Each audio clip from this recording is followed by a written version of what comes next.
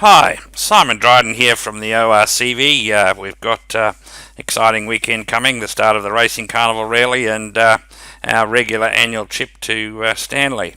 So for those of you interested in the weather, I think there's some interesting features. I'm not going to tell you what wind you're going to get, but just have a look at these features and keep watching them.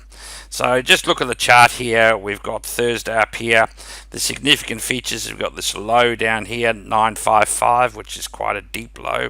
So if that came near us, we would be staying home, but it looks like it's going to slip to the south. This elongated low pressure system here is all going to cause us some trouble because it will bring moisture from up north down here, so give some instability to the weather.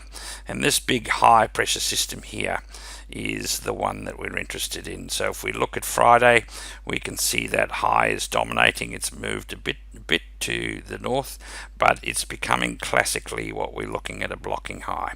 So you can see there, if you go back between the two, it hasn't moved a lot, and so it's pretty stable in there, and it's still stable and moving southwards on Sunday. And you can see that it's very stable. For those of you who don't know, this is looking at the 500 millibar charts. So there it shows you what it is, and it's giving you the wind speed, and we're just looking for these hooks that encourage that high to be a blocking high. So if we look on Friday, you can see this hook is starting to be accentuated, and you can see that this will keep the stronger winds down to the south of us.